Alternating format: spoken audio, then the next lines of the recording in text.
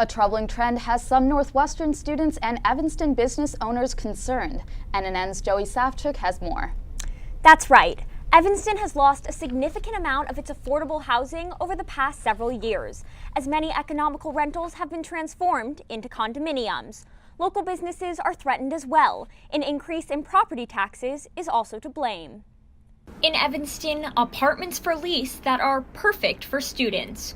Well, perfect, except for rising rent prices. I think it's a big struggle. According to a January report conducted by Apartment List, average rent prices have increased 2.3% in Evanston over the past year. So I think that is not ideal for students, especially low-income and first-generation students. As of July 2018, the average rent for a 3-bedroom Evanston apartment hovered just below $2,000 a month.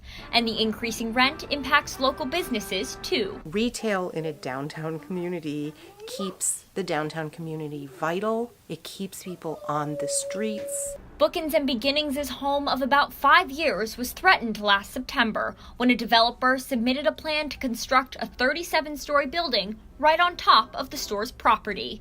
At first, Nino was optimistic, even if a new space meant higher rent. I thought, well, we could put in a cafe and maybe we could sell wine. But then reality settled in. And you know where all that extra money is going? It's going to go into some landlord's pocket. The development was not authorized, but rising rent prices are still a concern. Higher property taxes often spur an increase in rent prices, and Evanston's property taxes will go up in 2019, according to the city's budget. The number one thing that people can do is vote for their local businesses with their wallets.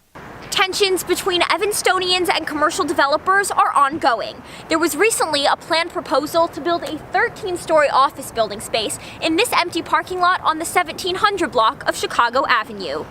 The building is just too big for that site and damage the integrity of those two landmark properties.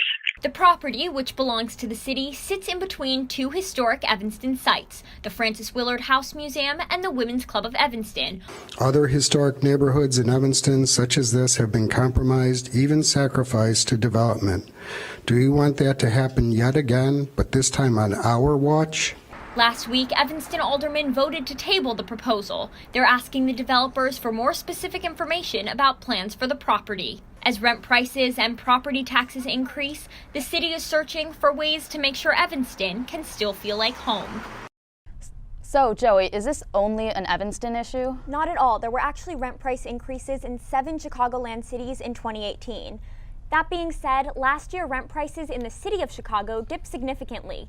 The report from Apartment List says most comparable cities across the nation have more affordable housing options than Evanston, but City Council is actively working to change that. Thanks, Joey.